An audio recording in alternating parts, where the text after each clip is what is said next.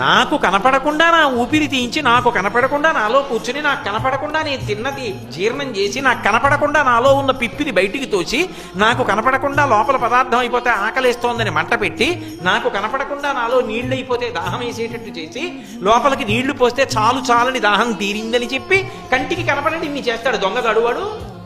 అందుకే నమచ్చోరాయచా అంది ఎదుర్వేదం. పెద్ద దొంగ ఎవరంటే ఈశ్వరుడే. ఎందుకంటే కంటికి కనపడకుండా చేస్తున్నాడు ఉపకారం, అపకారం చేయడు, కనపడకుండా చేస్తున్నాడు కాబట్టి దొంగ. ఇదే అన్నమాచార్యులు వారు కీర్తన చేశారు. అది పొంగట్టి గుళ్ళోకి వెళ్ళి చూసి ఆయన అన్నారు, గులు తిరిగిన దొంగ గూ గూ గూ వీడు గుడిలోనే దాగేనే గూ గూ గూ అన్నారు. దొంగని పట్టుకోవాలని మీరు ఆర్తితో పరిగెత్తారనుకోండి, దొంగ పరిగెత్తి పరిగెత్తి పరిగెత్తి చీకటిగా ఏముంటుందో అందులో దూరుతాడు. ఎందుకు దూరుతాడు? తరువుకొచ్చేవాడు రాడని.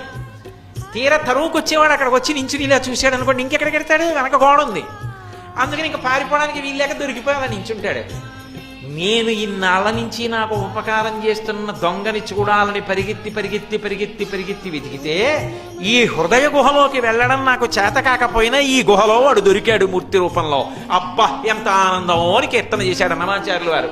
గుడికి వెడితే ఆ పొంగు, ఆ స్వామిని చూసేటప్పటికి ఆ సంతోషము ఉద్భుతము కావాలి. వీడు నాకు ఇన్ని ఉపకారాలు చేస్తున్నవాడు.